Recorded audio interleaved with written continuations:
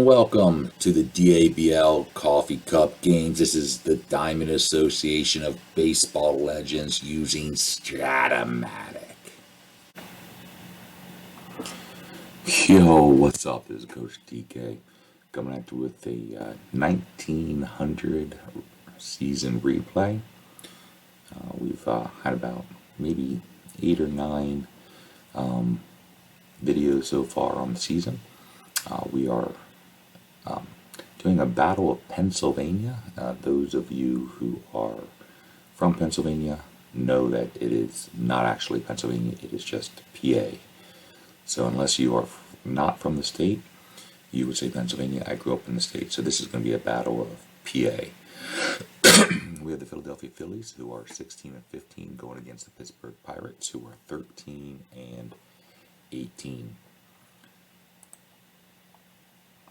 As you can tell, the Pirates came in second during the season, originally in 1900, and the Phillies came in third. So this is two teams who are at the top of the table, behind Brooklyn.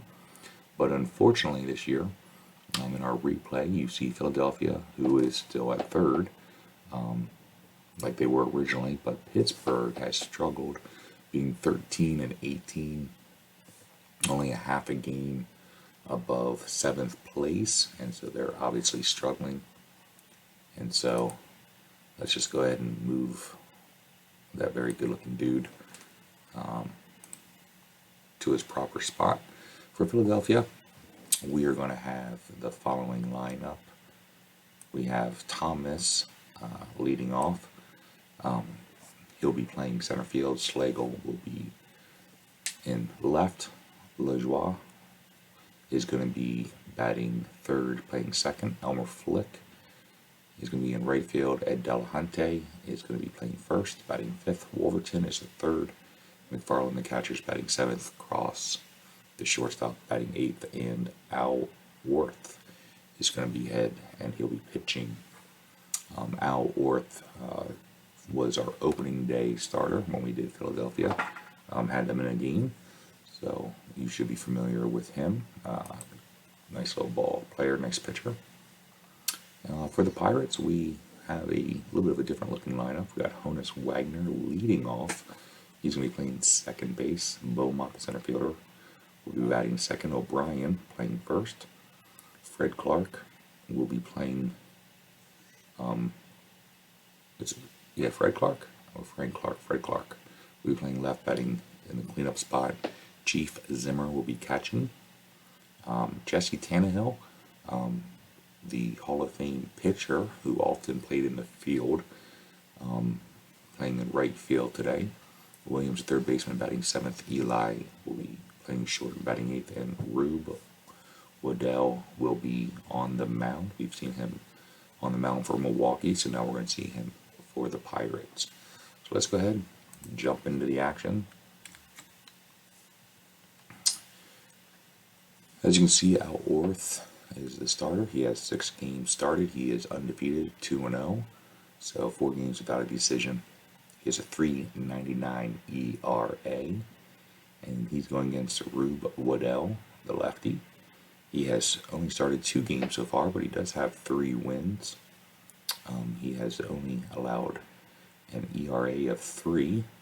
Has pitched 24 innings in 8 games, so hottest players right now over the last 10 days is Nap Lajoie.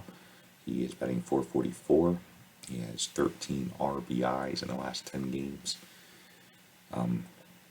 You also see Honus Wagner for Pittsburgh. He's batting .448. He has 7 RBIs and 13 hits. Jesse Tannehill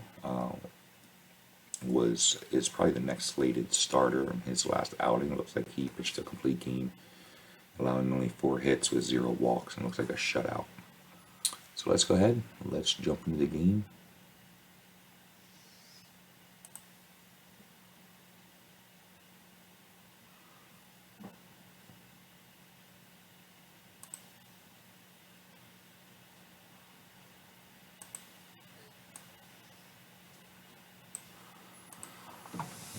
And here we go. Battle of PA. Philadelphia is going to be up first, being the visiting team, as Pittsburgh, the first time that we are actually going to be controlling them as the manager. And we will be playing in Pittsburgh at Exposition Park.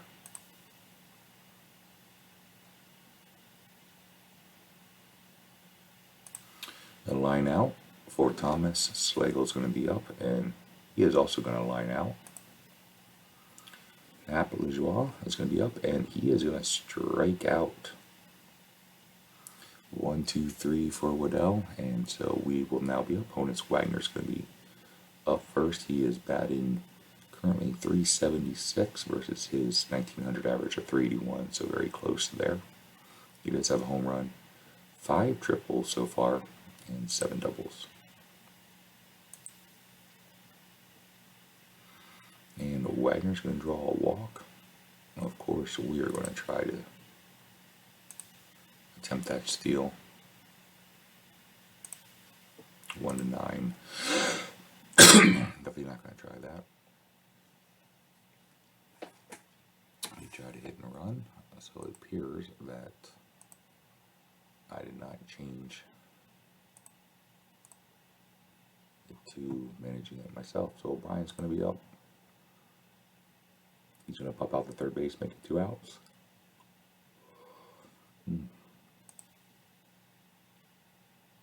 And Clark is going to be up, and he is going to hit a single. Wagner will easily get into third base.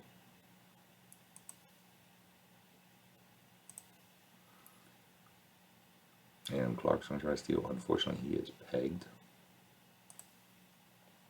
Not what we wanted. Elmer Flick, the Hall of Famer, is going to be up first, and he's going to draw a walk. Delahunty is going to line out, or hit a fly ball to left field. So far, 18's been popping up a lot for these mixtures, for these splits, and so it's been working in our favor. Fly ball to right field. Just Tannehill, the pitcher, is going to try to field it, and he does get the out. So Waddell is not going to face McFarland. He's going to hit a ground ball to Eli at short. And he unfortunately has an error. Our first error of the game. And unfortunately, that's going to allow Cross to come to the plate, and he's going to hit a single, knocking in that unearned run.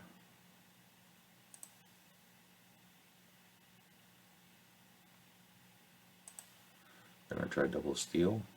The second time the team has done a double steal against us. Orth draws a walk. Ground ball to third base. See if Williams can make the play. He does. And we get out of that inning, unfortunately giving up 2 runs. Chief Zimmer's going to be up. He's going to ground out to short. Jesse Tannehill, who we brought in for his hitting, is going to rip a single, it looks like. Now bringing up Williams, our third baseman. And he is going to triple with a D fly ball to left center. Bringing in Tannehill with 1 out. Definitely have a shot here.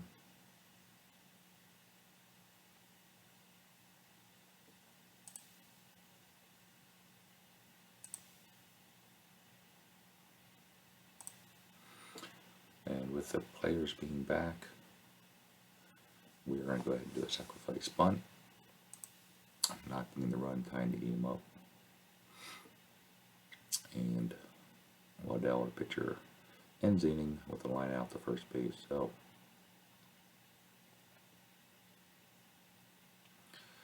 Waddell gets back on the mound, having given up 2 runs in the second, both unearned. And this is going to be a ground out for Slagle. Ep.09 is up. He's batting .383 for the season, and he's going to improve his average with a double to right field. I'm bringing up Elmer Flick, and that will be another strikeout for Rube Waddell. 2 down. Delahanty's up. He's going to hit a ground ball to Honus Wagner.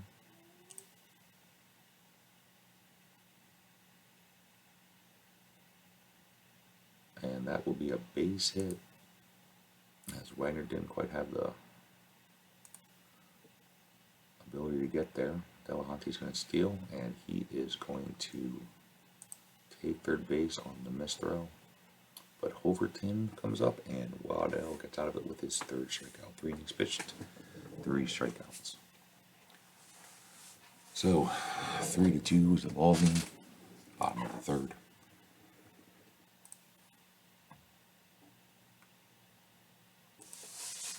And that is going to be a line out.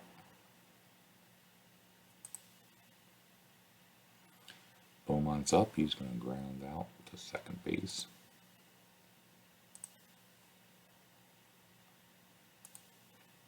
Bring up O'Brien, who will get a single.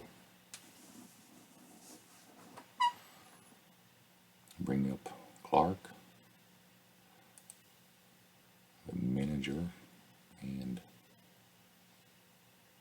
player. He's going to double run, try to send O'Brien home. No cutoff, and O'Brien is thrown out at home plate. Wah, wah, wah.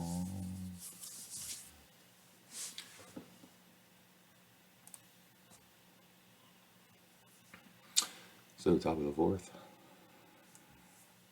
McFarland's up, and he is going to fly out. Cross is now up, but he's going to line out the first base, bringing up the pitcher out Orth.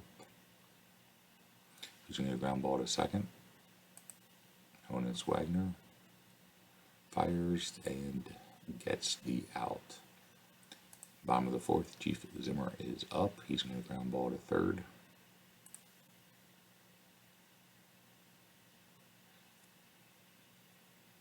And Zimmer is going to get a single, bringing Tannehill, who singled the last time, and unfortunately this time he is going to ground out and do a fielder's choice.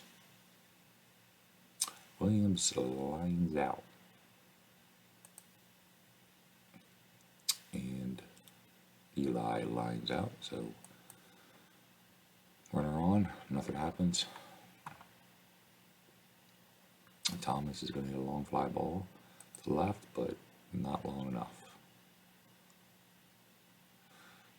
We're going to have a fly ball to the gap. Beaumont's going to make a run for it. Can't get there, so that's going to be a double for Slagle. Applejoy hits a ground ball to third base. Williams has a chance. He grabs it, throws the ball, and unfortunately throws it away, allowing another unearned run to score.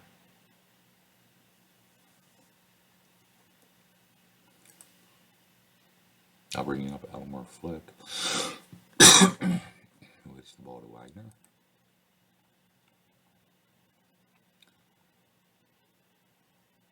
And Wagner does make the play.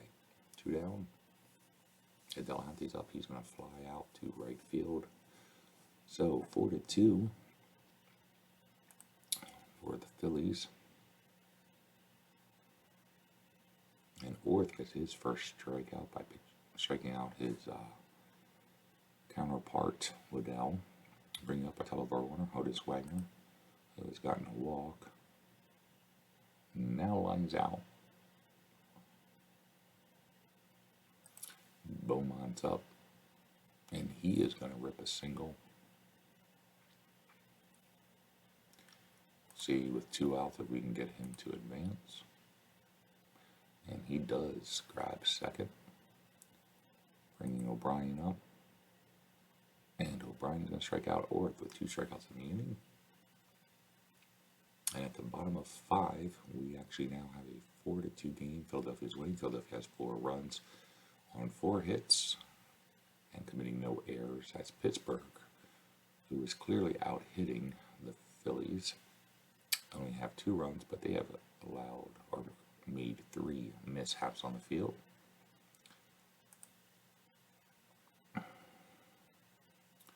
So a 10% chance of a double, and Wolverton takes advantage of it.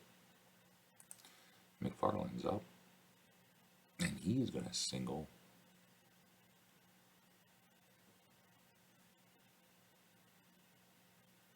is going to put runners on the corners with cross up. It's going to be a ground ball.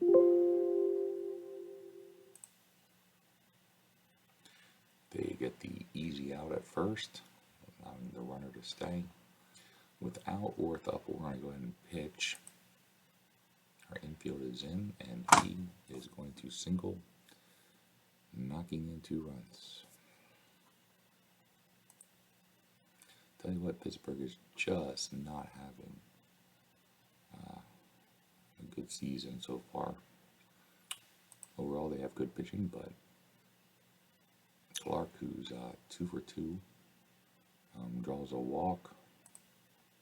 He had been caught stealing earlier. This time he makes it.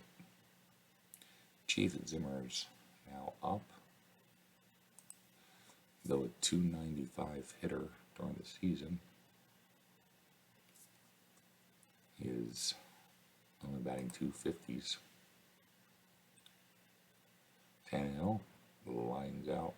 So Clark, who got the second with no outs after a single and a stolen base, is left stranded. And that is going to finish the 6th inning. So still 6-2. Philadelphia still leads. And today's profile player in the spotlight is pitcher Al Orth. Al Orth, most players or fans may not know about, but anybody who's ever watched a Little League or played Little League or coached Little League, he would have been the perfect pitcher. Al Orth was not known for anything except for throwing the ball straight. He had no curveball, no breaking balls. He relied entirely on his control and ability to change speeds. So he was able to pick his spots, change the speeds, keep batters confused about where it was going to be and at what speed. And he actually, his pitch had a poem written by him, by W.A. Phelan, and the quote is, "As a glistening ball, but little speed, and scarce a curve at all." So, Orth was well known. He did have 204 wins in his career. When he got to 199, it took him 9 straight tries, starts to get to the infamous 200. He was also a very good hitter. He is finishing 7th all-time among pitchers in hits, with a lifetime total of 464 hits. He posted a .273 lifetime batting average.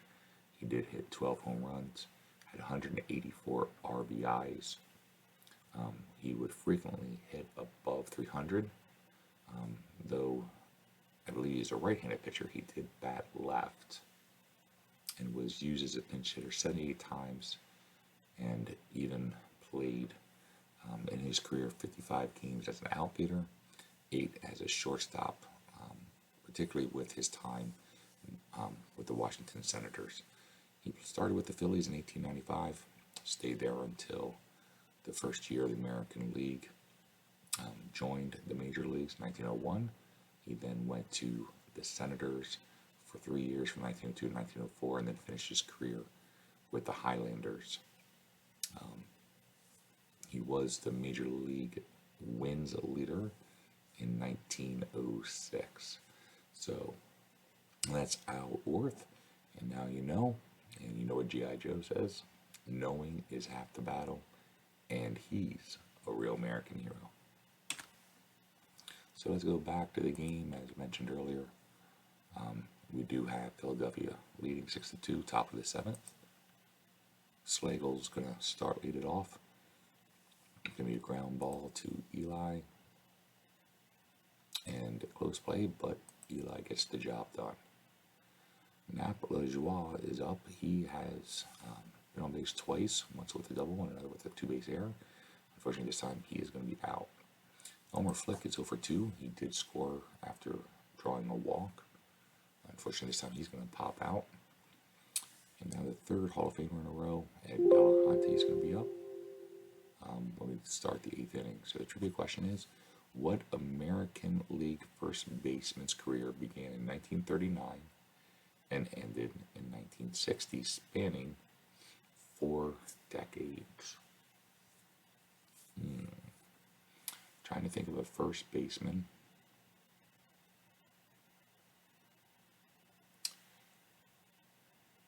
My assumption it would have been a Yankee. Trying to think who played first base during their heyday with, I guess it would have been DiMaggio and then Mantle. I just don't know who this would have been. And it was Mickey Vernon. Okay? Did not know that, but Mickey Vernon apparently played from 1939 and ended in 1960. Pete Eli is going to be up to lead off the Pirates. He's going to fly ball to left field. Slago's going to try to make a play on it. And he does make the catch. So 1 down. Pitcher Rubidel's going to be up. He's going to pop out.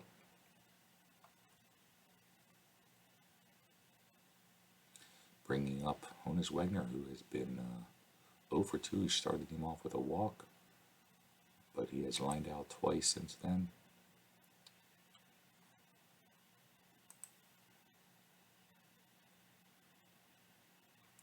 And that is going to be it. 1, 2, 3.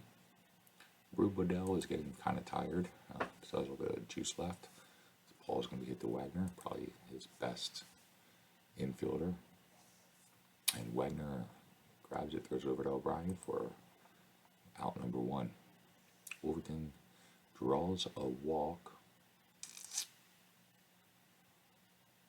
but he does get McFarland to hit it to Wagner, who turns a 4-6-3 double play, taking us to the bottom of the 8th. Beaumont's going to lead us off.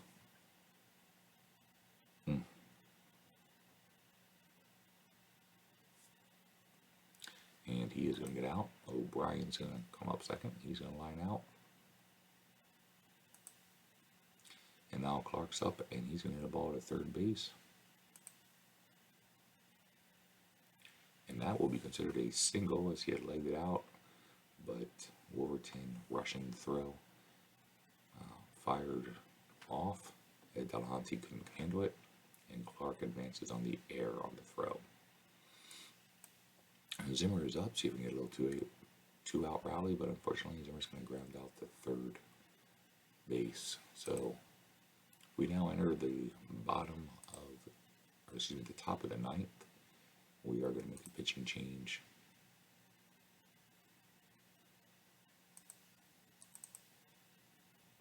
Let's see what Meekin looks like. Definitely do not want him in.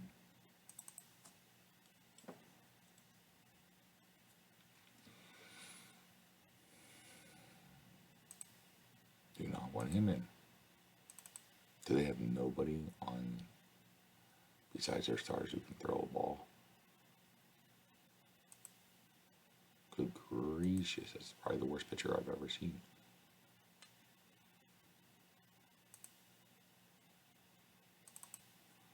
Come on, Flaherty. Give me something decent here.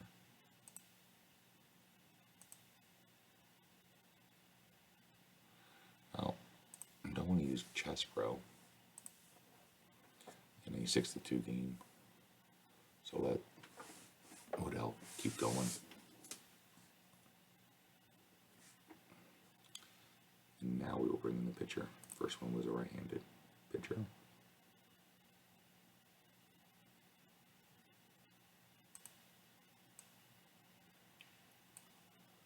So Flaherty's going to come on in. They're going to leave Al Overton to finish the game.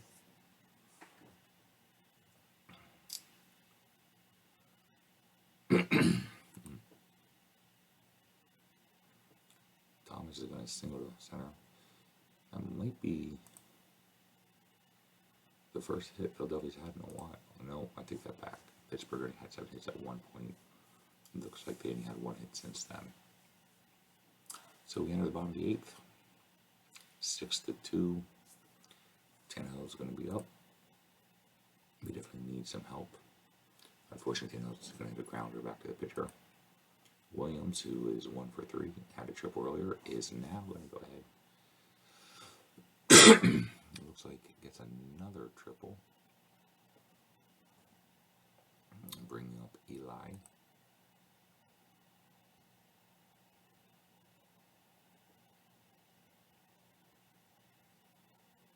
And that'll be a sacrifice fly to center, or excuse me, to right field. Well,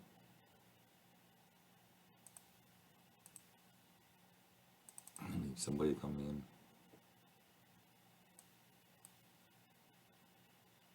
to pinch hit.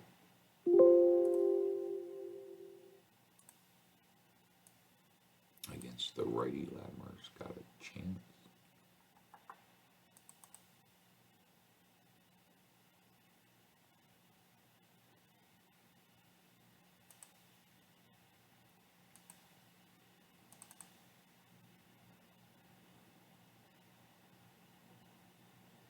Cooley. Oh, goodness gracious, no.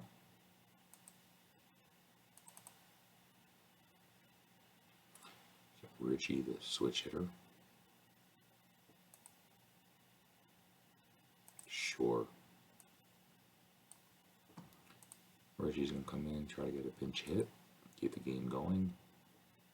And unfortunately, he's going to pop out to end the game. Though we did get one run in the 9th, it was not nearly enough. We end up losing 6-3. The Pirates' woes continue. Honus Wagner 0 for 3. The best player for us was Clark, who went 3 for 3. And Williams, who went 2 for 4, had 2 triples, scored twice, did have an RBI. Al Orth probably is the player of the game. He pitched 9 innings, did allow 3 runs, struck out 2. Did lower his ERA down to a 3.84. But he also did have 1 for 3, knocking in 2 RBIs. So I would definitely say Al Orth was the player of the game. Al Orth was able to finish what he started and was credited with a complete game as the Phillies defeated the Pirates 6-3 at Exposition Park 3. Philadelphia took the lead for good in the 3rd inning, plating 1 base runner, utilizing 2 base hits. Philadelphia finished with 8 hits in the victory. So the first 2 runs that the Phillies scored were unearned. There was also another unearned run. So the 3 runs off of errors definitely killed us, the Pirates, unfortunately. So another game of Strat-O-Matic, year 1900 replay. This game was held on May 5th, which is my oldest son's birthday. He was not born in the year 1900. That would make him very old, and that would make me a lot older. So definitely not. He was actually born in a whole different century. So until next time, hope you have a good one. Grab a cup of coffee and enjoy the rest of your night.